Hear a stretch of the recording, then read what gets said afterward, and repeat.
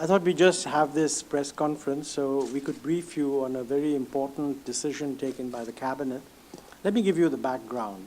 For quite some time, we have been aware, and state governments in the National Development Council have been saying that the centrally sponsored schemes, which is the major source through which central government money goes to programs in state governments, they are too rigid, and that they suffer from, there are too many of them, and their guidelines are too artificial. They are determined at the central level. They don't suit the requirements of the state. We had then appointed a committee under my colleague B.K. Chaturvedi. I asked him to join for this purpose. We had appointed the Chaturvedi committee, and they did a very comprehensive analysis of the existing centrally sponsored schemes, talked to the ministries, talked to the state governments, and they had submitted a report. That was considered internally. The report recommended a lot of streamlining, a lot of reduction in numbers, and so on. When we plan approved by the National Development Council last year, B.K. Chaturvedi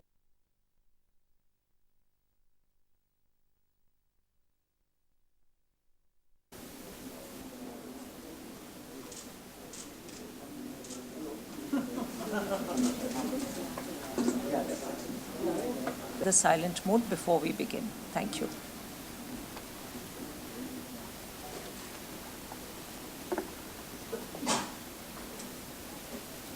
I thought we just have this press conference so we could brief you on a very important decision taken by the Cabinet. Let me give you the background. For quite some time, we have been aware, and state governments in the National Development Council have been saying that the centrally sponsored schemes, which is the major source through which central government money goes to programs in state governments, they are too rigid, and that they suffer from, there are too many of them, and their guidelines are too artificial. They are determined at the central level. They don't suit the requirements of the state. We had then appointed a committee under my colleague B.K. Chaturvedi. I asked him to join for this purpose. We had appointed the Chaturvedi committee, and they did a very comprehensive analysis of the existing centrally sponsored schemes, talked to the ministries, talked to the state governments, and they had submitted a report. That report was considered internally. The report recommended a lot of streamlining, a lot of reduction in numbers, and so on. When we health plan approved by the National Development Council last year, the Prime Minister had said that the B.K. Chaturvedi committee report is under examination, and we expect to be able to implement it. Earlier this year, when the Finance Minister gave his budget speech, the budget speech actually said that we are going to reduce the centrally sponsored schemes, and we will be through with that process very quickly. So I'm very happy to say that we have now, earlier today, the Cabinet approved the proposals that were put forward by the Planning Commission and had been considered by a group of ministers. In essence, what we have done really is the following. Centrally sponsored schemes range from about 170 or something like that, depends on how you count them. And we have now reduced them to 66. When I say reduced, what is happening is, in many cases, you had lots and lots of different schemes which were in the same area. So they get condensed into an overall envelope which is common. Okay? We've reduced the number, which I think is very important, because district collectors having to deal with hundreds of schemes is ridiculous. So now they have to deal with fewer schemes. That's point number one. Point number two is that we have addressed the issue of flexi in two ways. First of all, that instead of just central guidelines, there will be central guidelines, but states will be invited to seek modification of those guidelines to reflect the condition prevailing in the state.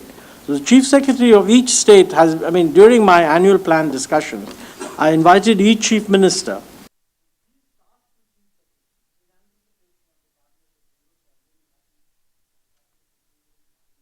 Secretary, but then look at these requests and hopefully we will be able to agree on flexibility.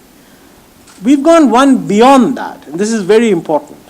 In addition to guidelines being altered to suit the requirement of the states, we have introduced 10% full flexibility within the allocation of the state. Full flexibility means that as long as the project that you're using it for is within the broad guideline of the scheme. I mean, if the scheme deals with horticulture, then it must be a project relating to horticulture, but it doesn't even need to observe the state negotiated guidelines. And the reason for that is innovation. We must give flexibility to the states, even to do things which don't meet the guidelines which the Chief Secretary himself had talked about. You know, it's very important to realize that even Chief Secretaries are not able to judge all the flexibility needed. And there may be a district where the flexibility that the state has sought is not enough, and they want to do something really innovative. Today, you have that possibility. So I think we've got two levels of flexibility. Guidelines have been made flexible, and there's a 10% completely flexible window which will promote innovation. I have almost completed discussions with state chief ministers, and virtually all of them have asked, when are you going to get this done? So I think from that point of view, we are happy that it's now done. Obviously, the financial year has already begun. We will start the process of trying to introduce flexibility now, but obviously the full restructuring, etc., will become applicable from the next financial year, in the sense that at the moment the budget has line items for all the existing centrally sponsored schemes, but they've been grouped together. With effect from next year, there will be only 66 such line items reflecting the centrally sponsored schemes. Cabinet has also approved a list of 17 centrally sponsored schemes which are called flagship projects. You know, the term flagship projects has been used quite a bit, and very often people have a different idea of what is a flagship project. Now we have a list of 17 projects, of which the smallest is about 4,200 crores, except the capacity building scheme for the panchayati institutions, which is a 577 crore allocation. That allocation is small, but because it is building capacity in a very important area, we've treated this also as a flagship scheme. Otherwise, the flagship schemes all range from something like 4,500 crores to something like 30,000 crores in the case of Magnarega. That's the basic position, and I think I'd ask BK as the chairman of the committee that you should add a word or two. You're welcome to do so. Yeah, thank you very much. All I can say that the government decisions, in fact, captures the essence of the report.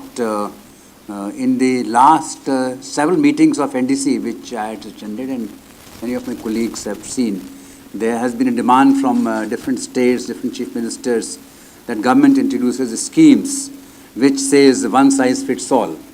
So this is an attempt to see that we take care of the diversity and the needs of the states, the way they can restructure these schemes and frame it. So they have the central resources, they have the capability to modify it in accordance with their needs, and in addition, they also have a flexible component of 10% which provides them an innovative capability. And therefore, and the second that they have to deal with a large number of schemes. So we have brought them within an umbrella of around 66 schemes, making that itself will provide them itself a large flexibility, because many of the schemes which are when grouped together will give them flexibility to move funds from one to the other component of the same area. This is a very major step I consider in our federal structure and strengthening the federal structures. Thank you.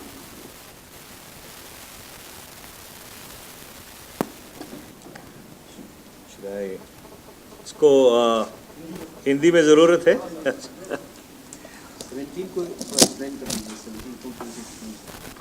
वो प्रश्न उत्तर में मोंटेक सिंह आलूवालिया जी उस पर विस्तार से जानकारी देंगे. मित्रों, आज कैबिनेट ने एक बहुत ही महत्वपूर्ण फैसला लिया है, जिसकी सूचना देने के लिए हम आप के समक्ष इकट्ठे हुए हैं. कैबिनेट ने आज योजना आयोग की एक प्रपोज़ल को मंजूरी दी है, जिसके तहत जो केंद्र की विकास की नीतियां हैं उनको इकट्ठा करके, उनको सम्मिलित करके, क्योंकि उनका काफ़ी फैलाव था, काफ़ी विस्तार था, उनको सबको इकट्ठा करके स्ट्रीमलाइन किया गया है और 66 ऐसी केंद्र की विकास की योजनाएं को मंजूरी दी गई है. इसके अलावा जो फ्लैगशिप कार्यक्रम हैं यूपीए सरकार के, जिनके तहत अलग अलग क्षेत्रों में भारत का विकास, भारत का निर्माण किया जाता है, 17 ऐसी फ्लैगशिप स्कीम्स को भी मंजूरी दी गई है. जो मुख्य बिंदु है इस सारे फैसले का वो ये है कि हर स्कीम में ये प्रावधान किया गया है कि 10% की फ्लेक्सिबिलिटी होगी, जिसके तहत जो कोई राज्य सरकार या राज्य सरकार में अगर कोई ज़िला प्रशासन किसी तरह का की इनोवेशन करना चाहता हो, कोई तब्दीली लाना चाहता हो, तो उसकी भी गुंजाइश हो. और ये उम्मीद की जाती है कि आने वाले जो 12वीं पंचवर्षीय योजना है, इसके आने वाले सालों में जब इसको क्रियान्वित किया जाएगा तो विकास के नज़रिए से और उससे भी ज़्यादा महत्वपूर्ण इसको क्रियान्वयन करने के नज़रिए से जो ज़िला प्रशासन है उनको काफ़ी ज़्यादा इसमें सहूलत आएगी. Floor is all yours. Yes, please. Many of the states were demanding more than 10%. I think some of the states were demanding even 50% flexibility. Do you think this 10% is good enough? Well, no, it's a good question. My personal view is that this is an experiment, and I personally feel that if it turns out to be successful, we would certainly support any ministry wishing to give more flexibility. You know, the fear always is that if flexibility is given, control is lost. Control in this context can mean both for the center and for the state, because remember, the state in any case is being invited to determine its own guidelines. So the flexibility allows a lower level operating body to claim departure from the state's own guidelines. Well, you know, while that's true, it's the only way of encouraging innovation. So if a ministry were to say, we want 20% flexibility, my personal view is we should allow that, but we will have to go back to cabinet for it. But let's see what happens in the first year, and then we'll address this issue as we come along. Yes, please. Just for our knowledge, sir, would the food security bill be considered as a CSS, and if so, will there be a 10% flexibility within the food security when it gets passed? By Well, you know, the food security bill relates to food subsidy, which is not a plan item. So, although the food security bill and the food security initiative is an extremely important UPA initiative, it's not actually a plan scheme, it's a non-plan scheme. Any other questions? Yes, Sanjay.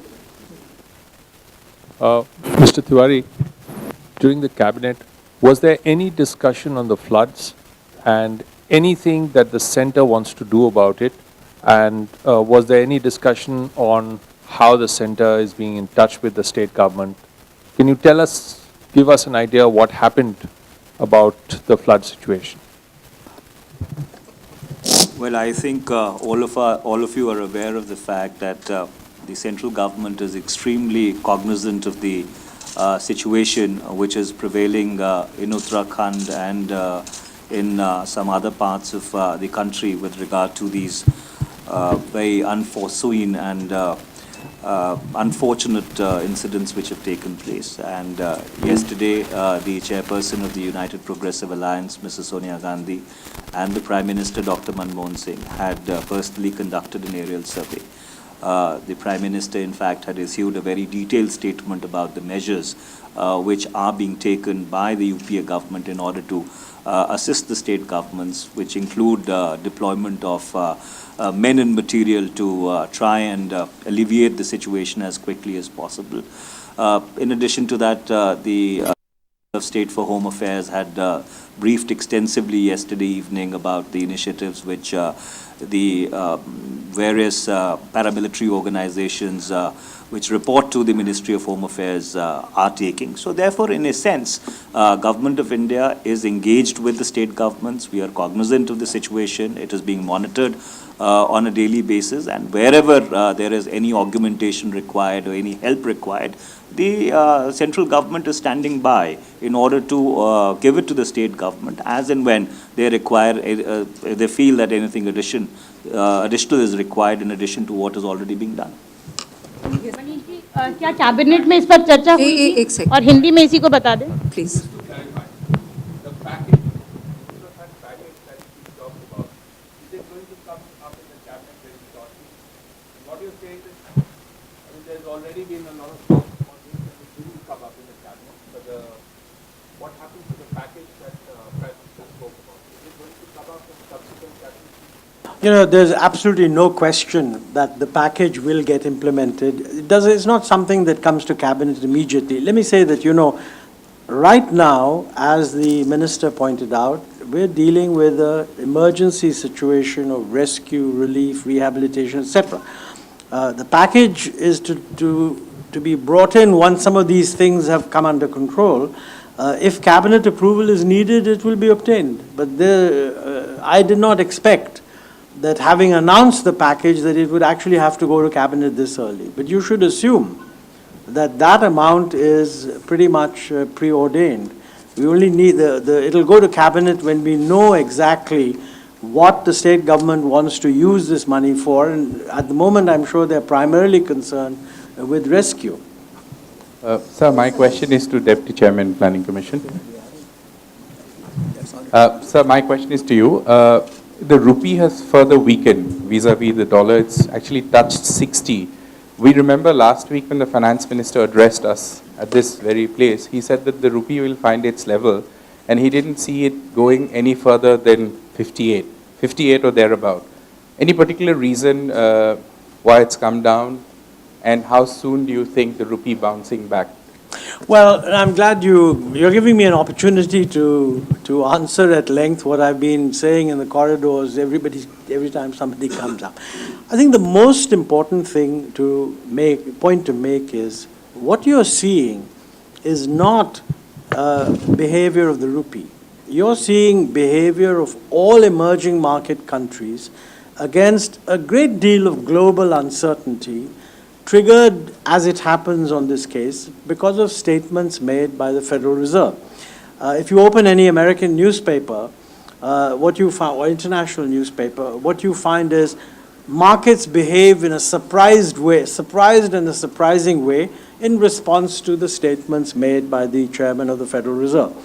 Now, if you ask me, the chairman did not make any improper statement. I mean, all he said was that, listen, we've been doing this quantitative easing.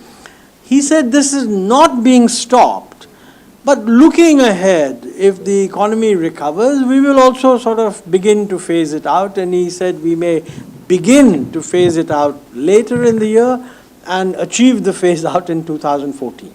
Now, quite frankly, what he's saying is that the measures he took were exceptional. He thinks that the US economy is actually showing some positive signs, and therefore these will get corrected. I mean, there's nothing surprising in that. Unfortunately, I'm not sure what the markets wanted him to say, but the markets reacted in a surprising way, as if they were disappointed by that statement.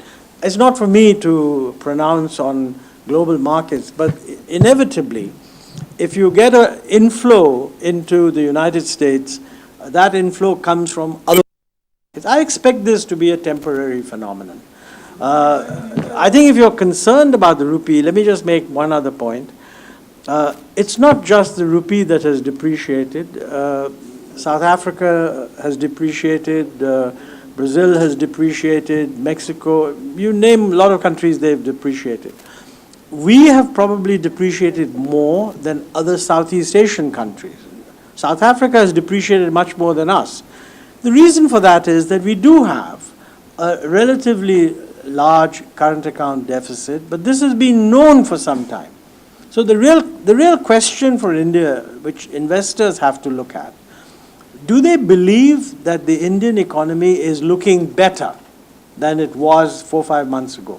Now, when Fitch upgraded the rating, people read that to be an endorsement that the Indian economy is indeed looking better. And I believe that's correct. But in a day when there's global volatility, you don't expect the rupee to remain unaffected. And focusing on the dollar rate is not perhaps the most appropriate thing, because virtually everybody is depreciated against the dollar. On your last question of where is it going to settle, the government policy is that we're not fixing an exchange rate. We're allowing the exchange rate to move with the market, and the Reserve Bank intervenes when it feels that there's too much speculative pressure. Now, if global markets are stable and the rupee is being pushed somewhere, you could assume there's a bit of speculative pressure. But if every currency is being moved, that's not speculative pressure. So it's up to the Reserve Bank. It has a lot of firepower. It will intervene when it thinks it's necessary. So just to add that, is it the worst? What the worst is it? I think you should ask Ben Bernanke, because we're all on a storm-tossed sea. So let's be very clear. As far as the Indian economy is concerned, I'm absolutely confident that anybody wanting to look at India and saying, is the news getting better? They will say it's getting better. Lots of things have been done, more things are happening. But if you ask me what's going to happen to the world economy, I'm not an expert, so it's difficult. There are great consequences because of this, be it on the inflation front, be it on the oil imports front, etc. So what are the midterm and short-term options available with us, because we can't just be sitting there and watching the rupee go down and into uncharted territory and not do anything. I would like to point out, this concept of untouched territory is a little exaggerated. I mean, let's put it this way. If the Indian inflation rate is, let us say, 5%, which many people would regard as quite comfortable for an emerging market country, and the global inflation rate is, say, 2%, then you would expect that the rupee or the currency would depreciate 3% in the course of a year. And if it depreciates 3% in the course of a year on average, and if it does steadily, every day it will be in untouched territory. So don't get hung up on it has touched 60, it has come down again. I think you need to look at how much volatility there is. I agree with you that no economy can take excessive exchange rate volatility. But what I'm saying is that many countries have managed with the degree of volatility that we've seen. And it's happened before. I mean, the rupee was 46, then it touched 56, then it went back to 48, now it's gone up again. So it's not something that we are unused to. So now that the election fever is here, like the states are going for election, so this some measures are should be taken by the government to ease the inflationary pressure? No, absolutely. Let me say the government places the highest importance on bringing inflation under control. Now, with some, I think it can be said that whatever index you look at, the inflation rate is coming down. I mean, if you look at the most recent thing, which was the wholesale price index, it does show a gradual reduction taking place in inflation. In a situation where the exchange rate depreciates, yes, imported prices will go up a little, but then other prices may come down. So you have to take a composite view. मेरा सवाल मनीष जी से है sir, Uttarakhand floods को लेके हजारों की संख्या में बात हो रही है डेथ टोल की, तो लेटेस्ट फिगर डेथ टोल की क्या है? और दूसरा सवाल ये है कि क्या सर आईएमडी की तरफ से, मेट्रोलॉजिकल डिपार्टमेंट की तरफ से क्या पहले से इस तरह के संकेत दिए गए थे कि भारी वर्षा 3 दिनों में होने की संभावना है? देखिए, क्योंकि अभी लोगों को बचाने का और राहत का जो कार्य है वो चल रहा है, तो इसके ऊपर कोई बहुत ही रिलायबिलिटी से टिप्पणी करना शायद इस समय उचित नहीं होगा। आज प्राथमिकता इस बात की है कि किस तरह से ज़्यादा लोगों को राहत पहुंचाई जा सके, उनको ऐसी जगह पर पहुंचाया जा सके जहां पर वो सारे सहूलतें मौजूद हैं जिनसे कि उनका वापस आना और आसान हो सके। और एक बार इस कार्य से थोड़ा सा इस कार्य में और प्रोग्रेस हो जाए तो उसके बाद इस पे ऊपर इसका अनुमान लगाएंगे कि कितना नुकसान हुआ है। पर जो भी हुआ है वो अत्यंत ही दुखद है और यूपीए की सरकार की तरफ से, केंद्र की सरकार की तरफ से इसको बहुत गंभीरता से लिया गया है और हम राज्य सरकार के साथ संपर्क बनाए हुए हैं और जो भी करना ज़रूरी है वो सारे कदम उठाए जा रहे हैं।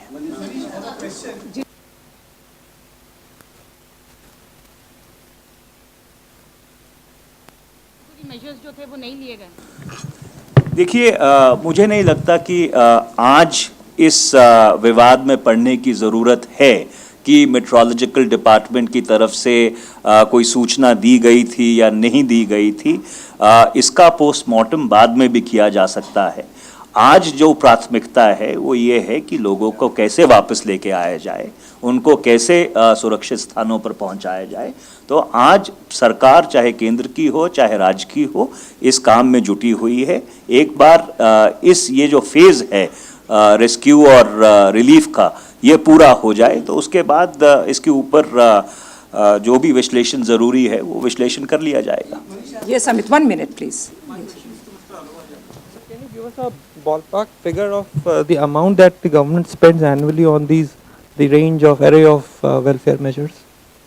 Sir, are you referring to centrally sponsored schemes? Yes. Yeah, I would like to say, by the way, while I'm in favor of welfare measures, centrally sponsored schemes are development expenditure. Many people think of welfare measures as simply a sort of a dole or a minimum support kind of payment. They're not. So if you're referring to all the centrally sponsored schemes put together, which include a lot of road development, agricultural development, irrigation development, etc., my guess is that the annual amount is about 180,000 or something like that. What is the latest figure we have? Yeah. Okay. No, here we are. 2013-14, centrally sponsored schemes, 186,816 crores. So this 186,816 crores is now compressed into 66 schemes. 10% of it is flexible. That means... Sorry? Oh, about 170. I want to emphasize, no scheme has been abolished. What has happened is, there were a lot of schemes that were very similar, and each one would be run by a different part of the ministry. They've all been clubbed into one composite scheme. This has a huge advantage because within a ministry, if one scheme is doing well and the other is not doing well, they're able to shift the funds from what is working to what is not working, okay? But 186,816 crores, 10% flexibility means the state governments now have 18,700 crores of flexible money. That's a big chunk. Sorry, can you repeat your question? Ji. No, let me... Sudrikaran. What is the thing you say? Actually, Sudrikaran. It's strengthening it. Sudrikaran. Must be some... Yes. Uttarakhand में जो बाढ़ आई है ऐसी demand आ रही है चारों तरफ से। क्या मेरा सवाल है कि क्या केंद्र सरकार इसे राष्ट्रीय आपदा मानती है? अपोजिशन ने भी डिमांड किया है क्योंकि ऐसा कहा जा रहा है कि राष्ट्रीय आपदा अगर डिक्लेयर कर दिया जाएगा तो जो राहत कार्य और बचाव कार्य है वो तेज हो सकता है। देखिए, जैसे मैंने पहले कहा कि सरकार इसको पूर्ण प्राथमिकता दे रही है और जो भी कदम उठाने ज़रूरी हैं, जो भी कदम उठाने की ज़रूरत है, जहाँ पर भी राहत सामग्री या राहत पहुंचाने की ज़रूरत है वो सब किया जा रहा है। तो ये एक ऑनगोइंग प्रक्रिया है और इसको रेगुलरली इवैल्यूएट किया जा रहा है और इसमें अगर कोई वृद्धि करने की ज़रूरत होगी जिससे राहत कार्यों में और सहूलत आए तो केंद्र सरकार वो सब कदम उठाने के लिए तैयार है। Manish, is there a feeling in the government that the disaster which we witnessed in Uttarakhand was primarily man-made because of unchecked urbanization and development on riverbed because of nexus between builders, politicians and bureaucrats? And secondly, the government had also come out with a report on power plants, number of power plants being made in Uttarakhand, which was unsustainable. You know, I think the difficulty is that we often try to put the cart before the horse.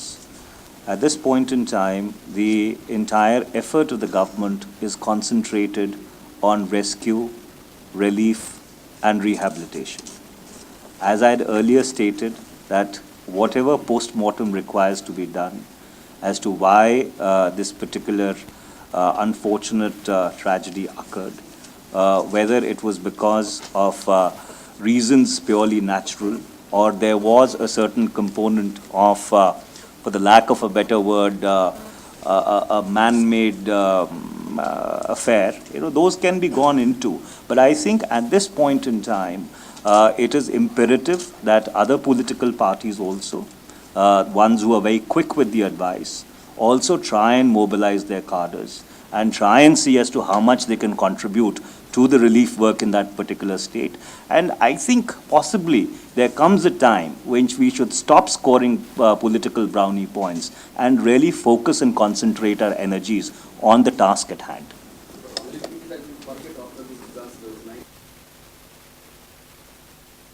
After that, neither of those, this implementation, this Nitish Singh Gupta gave this. Important thing is that whenever such an unfortunate incident has taken place, and if at all there are measures which are recommended to be put in place, government does try, and that goes across governments, whether it is the central government or the state governments. They do try and put those measures in place.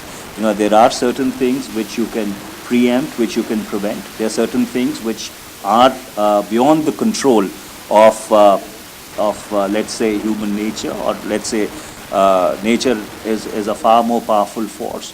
So therefore I think that a time will come, you know, when we need to look at all this in greater detail, analyze, see as to what more correctives can be applied.